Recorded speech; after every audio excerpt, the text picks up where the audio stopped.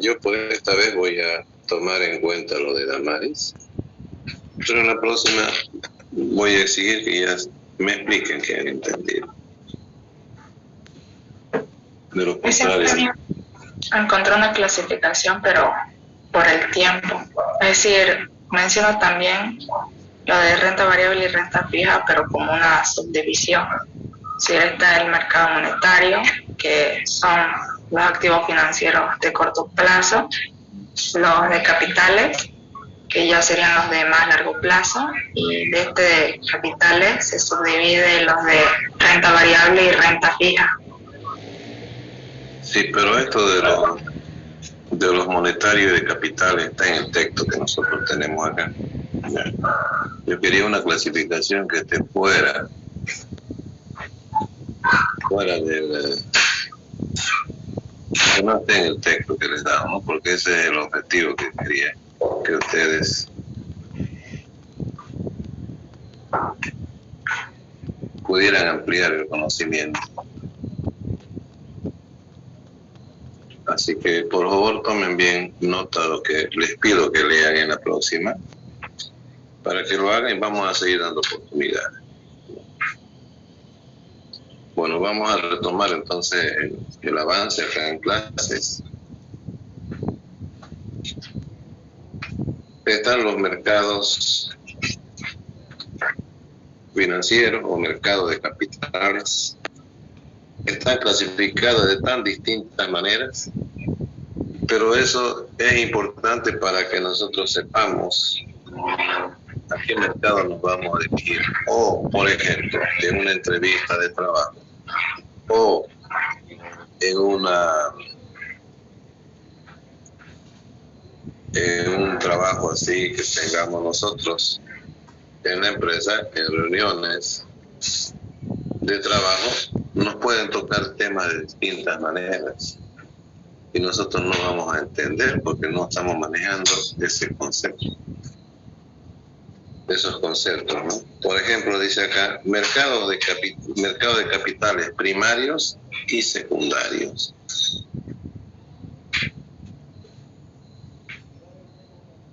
Cuando hablamos por el tiempo, como decía la compañera, y también cuando hablamos por las formas de colocación. En los capitales primarios, aquí lo voy a explicar claramente, dice, son mercados financieros primarios en los que los activos intercambiados, obviamente, como ya dijimos en otra clase, que se intercambian acá títulos, valores o activos financieros, donde los activos intercambiados son de nueva creación. Yo lo pondría más claro ahí, indicando de que acá los activos financieros que se ofertan y se deben demandar son ofertados y demandados por primera vez. Por eso se llaman primarios. ¿Ya? O sea, la empresa los emite y los oferta en los mercados por primera vez.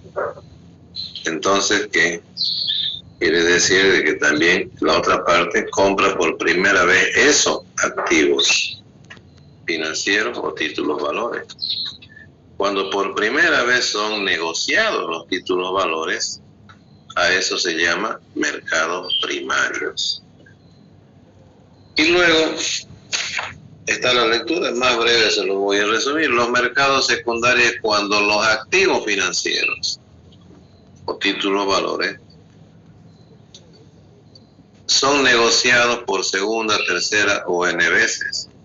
Es decir, ya se realiza la reventa de esos títulos valores. Por ejemplo, ustedes los han adquirido, los bonos o las acciones que han sido emitidos por primera vez de una empresa, no han adquirido. Esa transacción inicial se llama mercado primario.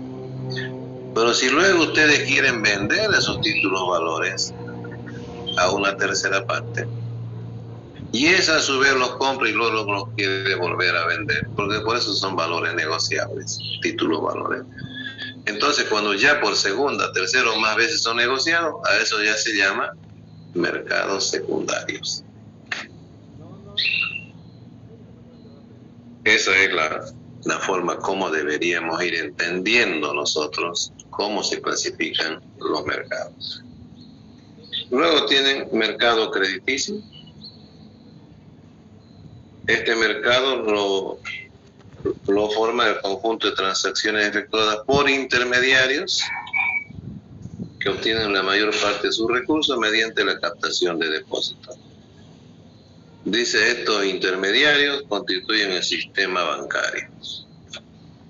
O sea, para nosotros estos intermediarios son las entidades financieras. ¿Qué hacen los bancos? Hacen intermediación financiera. Captan ahorro del público. Vean que hay algunos que ofrecen las mejores tasas de interés, ¿no? Vean de que en los periódicos, por ejemplo, una página destinaban a ello, gran parte de esa página. Y también al otro lado ofertan préstamos de dinero. Entonces ahí ustedes pueden ver de que los bancos están haciendo la intermediación financiera y el autor Guillermo Danrau a eso lo llama mercado crediticio.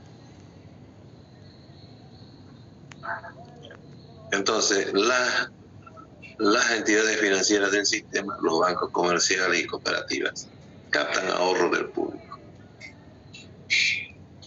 El total de todo el ahorro que captan en macroeconomía, ya lo vieron ustedes, se llama ahorro interno.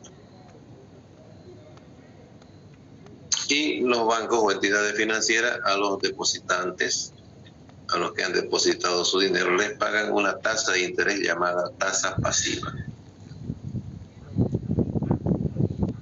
Y luego, ¿qué hacen los bancos del sistema? Los van a ofertar esos capitales como préstamos a personas y empresas. Pero previamente, ya vieron ustedes en macroeconomía, también economía monetaria en su plan de estudios, los bancos tienen que hacer los descuentos de las tasas de encaje legal y de las tasas de reserva legal, que por ley el Banco Central es la autoridad monetaria y la que regula estas tasas. Entonces, si eso llega a ser, por decir, el 20% del total del dinero que han depositado en el banco, se retiene y se traspasa al Banco Central. Y solamente les quedaría el 80% para destinarlo a los préstamos a sus clientes, que pueden ser personas o empresas. Y a esos clientes el banco les cobra la llamada tasa activa de interés, que obviamente es mayor a la tasa pasiva. La diferencia entre ambas tasas en finanzas se llama generalmente spread de las tasas de interés. Hay muchos términos en inglés cuya utilización está generalizada en diferentes idiomas. Entonces, cuando se habla de spread en finanzas, es la diferencia, que puede ser la diferencia entre la tasa activa menos la tasa pasiva.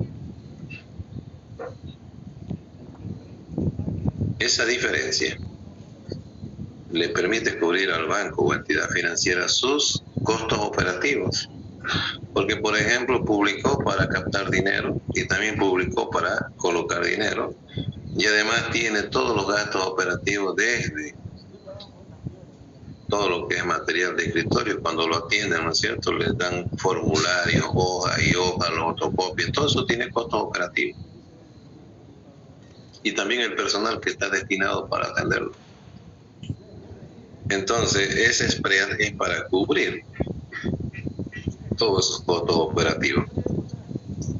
Para cubrir también la prima de riesgo que está asumiendo el banco, porque el banco se convierte en la contraparte directa. Al ahorrista tiene que pagarle sus intereses y tiene que devolverle su capital cuando él lo solicite. El banco no le va a decir, sabe que su dinero se lo presté a tal empresa, vaya a cobrar allá. No, es el banco de la contraparte directa. Y cuando los bancos tienen problemas, entonces ahí, eso ya lo han visto en las materias de economía, ahí está el soporte que le genera el Banco Central por la retención parcial que hizo de los depósitos, con las llamadas reservas legales, con las llamadas tasas de encaje legal. Entonces, el banco hace intermediación financiera, capta ahorro del público, a los ahorristas les paga una tasa pasiva de interés, puedo decir algo, 2%. Y a los clientes, a los que les presta dinero, les cobra una tasa activa de interés, pongamos 9%. Así funciona este mercado crediticio que nos indica Guillermo Darrao, donde los bancos o entidades financieras realizan la actividad de intermediación en este mercado del dinero. Luego, la tercera forma de clasificación que nos muestra Guillermo Darrao está relacionado a los mercados clasificados como monetario y de capitales. Al mercado monetario también se lo llama mercados de dinero, porque la moneda es dinero, ¿no es cierto? Entonces, mercados monetarios o de dinero y mercados de capitales. Estos están clasificados, esta clasificación está en función al tiempo o al plazo que tienen de vigencia los activos financieros o títulos valores. Por ejemplo, cuando nos referimos a los mercados de dinero o monetarios, quiere decir que los títulos valores que se transan tienen vigencia en el corto plazo. Ya saben ustedes que el corto plazo va hasta el año, máximo un año. Entonces, pueden ver acá que por eso se llama mercado de dinero o mercado monetario, porque cuando se transan títulos valores de esta manera, lo que tienen este plazo mayor al año, quiere decir que estamos generando mayor liquidez, porque la transacción está marcada dentro de ese plazo mayor que es de un año. Aquí colocó Guillermo Darrao, los mercados de dinero o monetarios proporcionan liquidez a las personas, a las empresas y a los gobiernos cuando estos necesitan efectivo a corto plazo.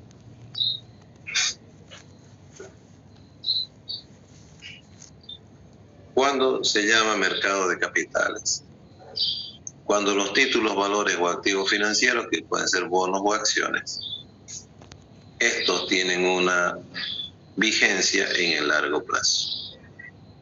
2, 3, 5, 10 años, dependerá del plazo que tengan vigencia los bonos.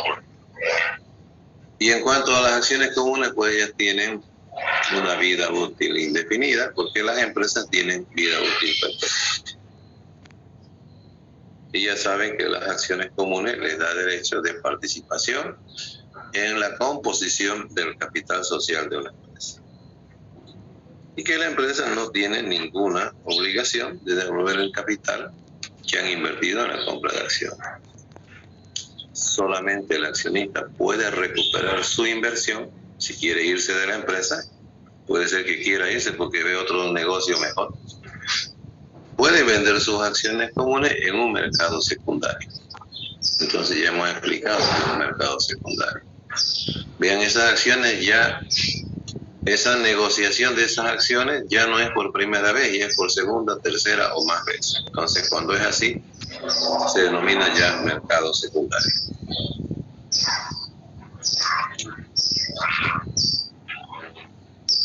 Esas serían las formas de clasificación de los mercados financieros. Si a alguien le queda alguna pregunta.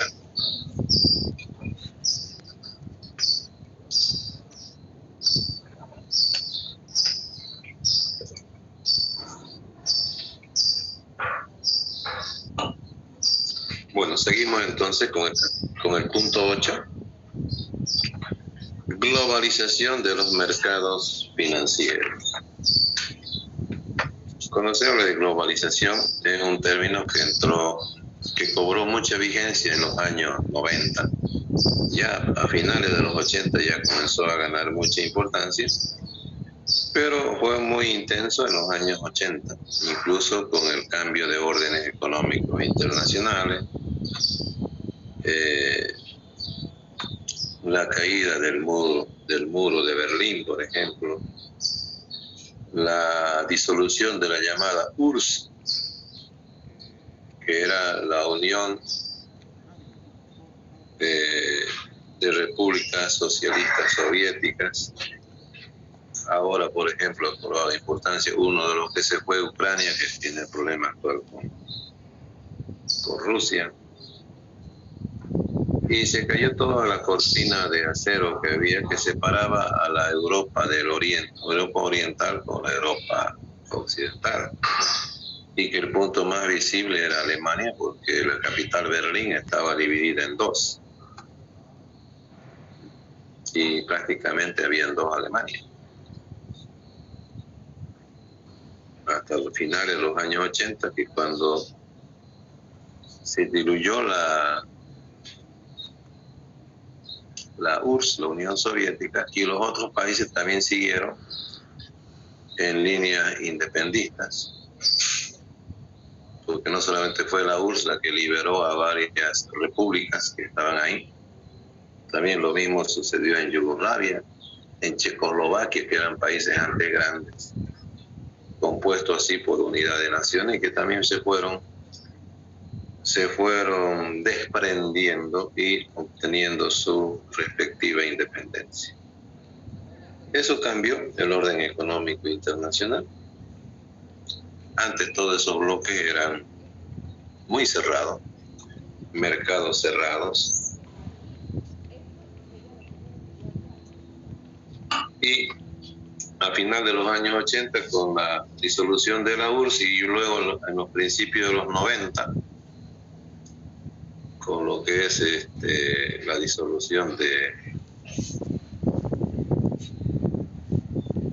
Yugoslavia, de Checoslovaquia, fue algo que se dio al principio de los años 90. De eso recuerdo, por ejemplo, yo era consultor externo de un programa del PNUD, de OIT,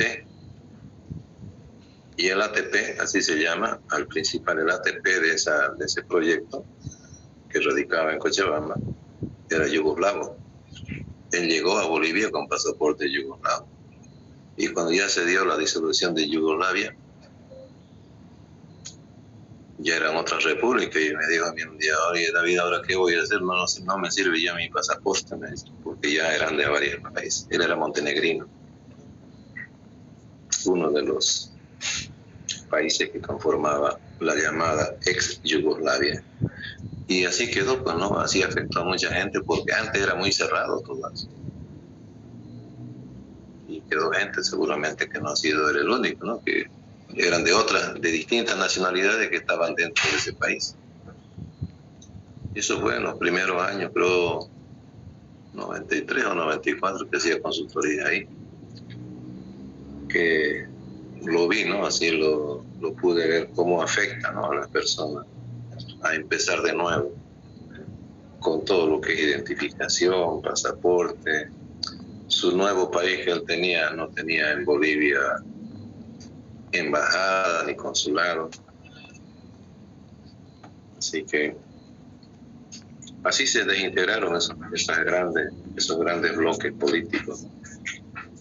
Y eso dio origen también a la ampliación de los mercados, porque ya ellos, más independizados, ya eran economía más abierta, porque la economía socialista país los tenía sofocando a ellos. Y prácticamente ha sido una rebelión económica, ¿no? Porque el sistema socialista que aplicaban los tenía con bajos niveles de producción y pobreza a todos esos países. Lo que sí tenían siempre era poder militar. Por eso costó muchas vidas la independencia de sus países, como ahora sucede con Rusia y Ucrania. Tienen mucho armamento. Siempre los países socialistas le han dedicado más presupuesto al armamento. Vean ustedes Corea del Norte. Es una potencia militar, pero económica no lo es. Bien, de los únicos de esos que aprendió mucho en la vida es China, que se abrió, fue la primera en abrirse al mundo. Y cómo ya ha mejorado económicamente, ¿no? Los mercados financieros, ya sabemos que son mercados financieros o mercados de capitales y ahora están globalizados. El término globalización viene de que no solamente hubo globalización financiera, sino que primero trabajaron en la globalización de los mercados, en términos generales. Las importaciones, las exportaciones que realizan los países. Si ustedes vuelven a sus primeras materias de economía, ven de que los países que se desarrollaban primero o que eran las potencias, eran los llamados imperios de esa época, eran aquellos que hacían negocios en ultramar. Porque si producimos nosotros y nos vendemos solamente entre nosotros, nunca vamos a crecer. Tenemos que producir para vender afuera.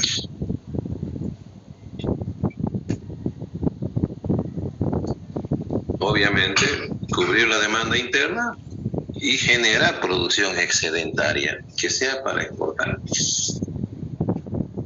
Una de las corrientes económicas y que hace ya varios siglos propugnaba ella la corriente de los mercantilistas. No sé si recuerdan ustedes, lo han de haber visto en las primeras materias de economía, donde ellos prácticamente hacían referencia al comercio exterior, que hoy lo tratamos de esa manera.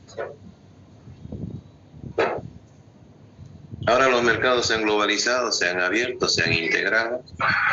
Ya. Y aquí Dan Rao nos indica, vivimos en un mundo donde las transacciones financieras se han globalizado.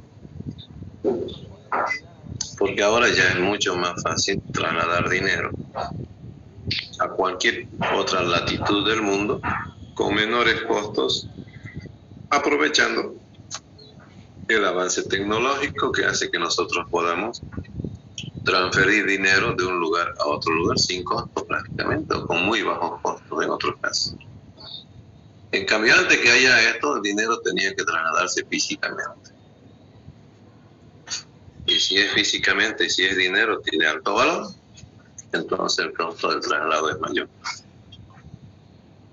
Ustedes pueden verificar, por ejemplo, si quieren trasladar algo físicamente a otro lugar, incluso internamente en el país. Si dicen que son documentos importantes, el courier les cobra más, si le dicen que es algo de comestible solamente. Imagínense trasladar grandes cantidades de dinero, ¿cuánto costaría? Ahora ya no se hace traslado físico de dinero. Los únicos que hacen traslado físico son aquellos que están dedicados a actividades ilícitas, ¿no? Por ejemplo, el narcotráfico, el contrabando, etcétera, mueve grandes cantidades de dinero, pero tienen que hacer con dinero físico. Y hacerlo legalmente el traslado de esa manera es difícil porque tienes que llenar una serie de formularios donde tienes que declarar la procedencia del dinero y otras. Igualmente sucede cuando llegas al destino, tienes que hacer todas las demás declaraciones. Por eso hay montos en cada país que definen cuánto pueden trasladar libremente y luego de eso ya asumir el llenado de toda la información referente al dinero. Imaginémonos nosotros siempre en actividades legales, así que no tenemos ninguna restricción para hacer el traslado de dinero en forma virtual. La búsqueda del capital a bajo costo se ha convertido en un juego internacional para las grandes compañías multinacionales.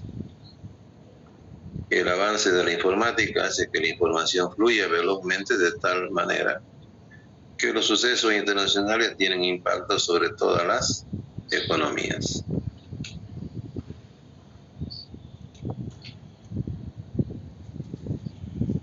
en los mercados de dinero, en los mercados de capitales, en los mercados financieros se mueven grandes cantidades de dinero.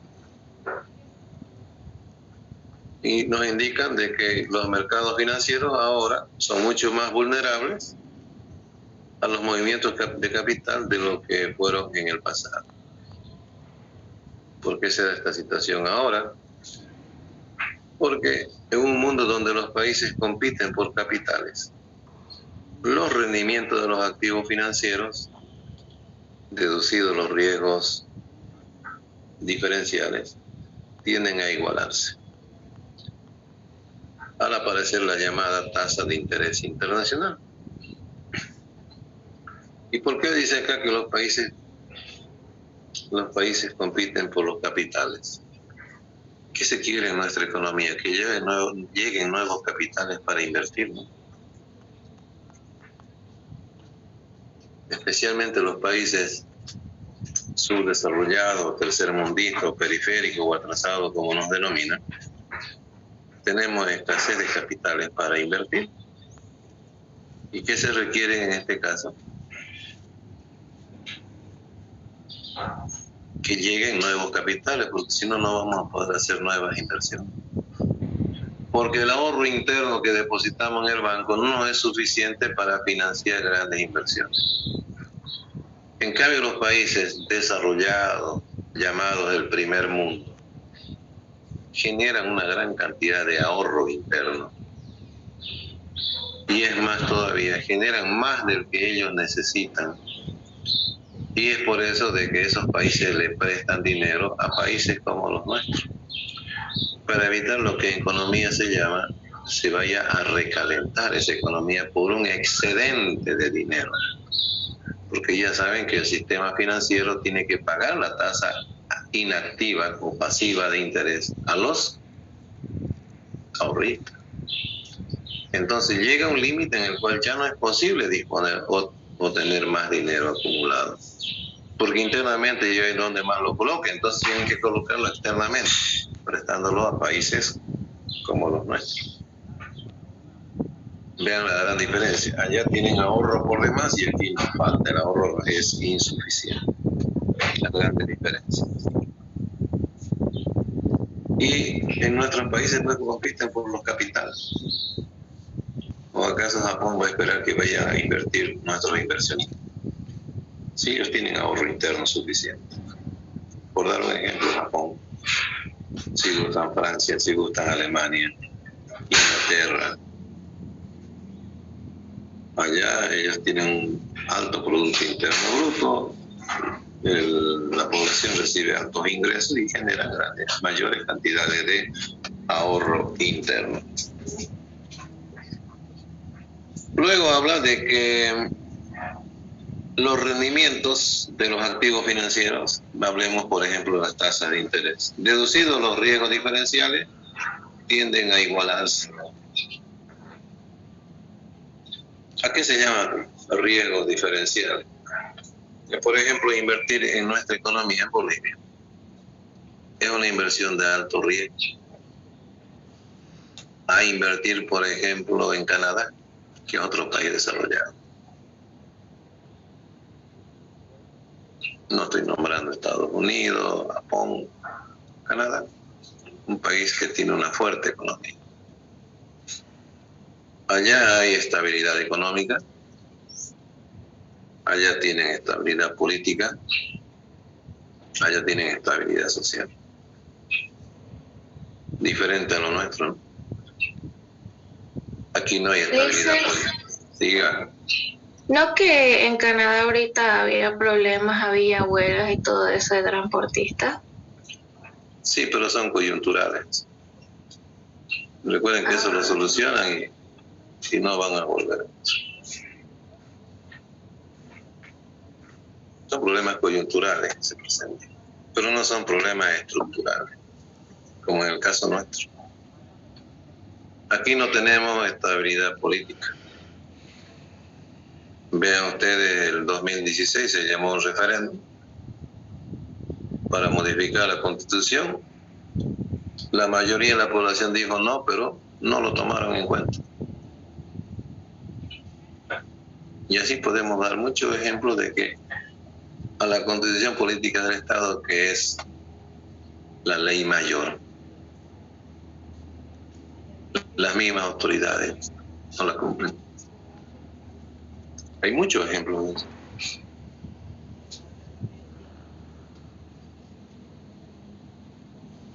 Sale este gobierno, va a entrar otro, va a cambiar todo lo que hizo este.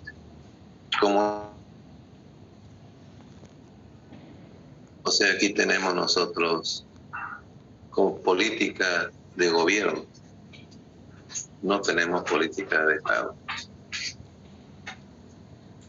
Ven qué está sucediendo ahora en Chile con el nuevo gobierno.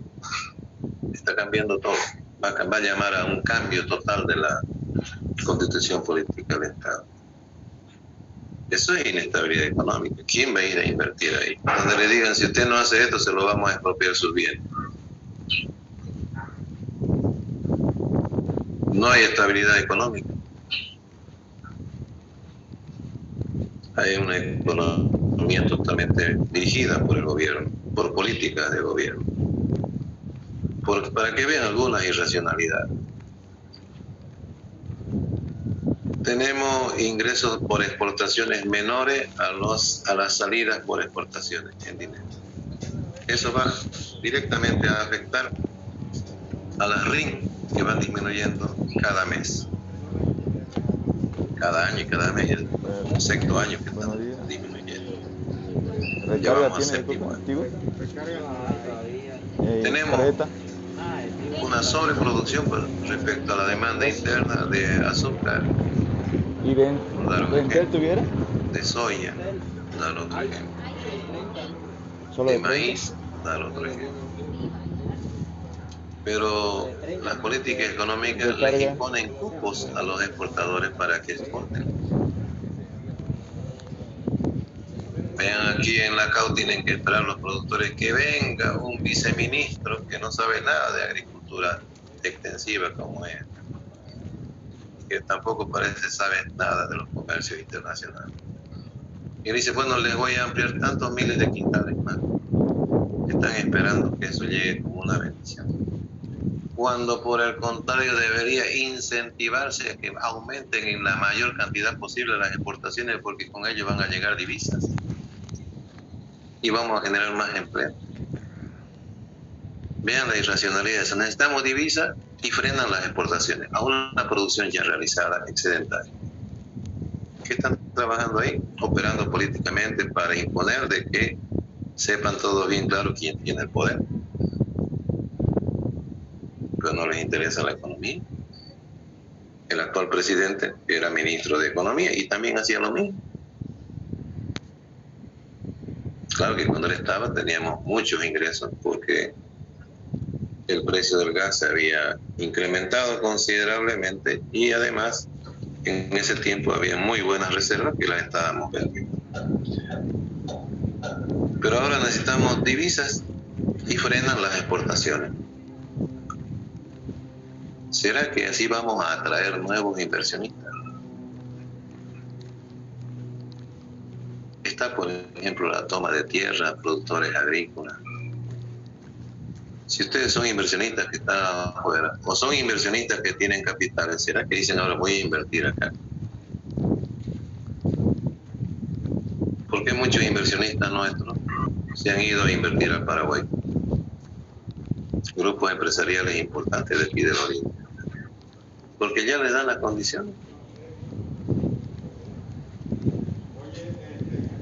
Y esas nuevas condiciones, por ejemplo, Paraguay ha cambiado de gobierno, socialista también tuvo, pero no ha cambiado de política.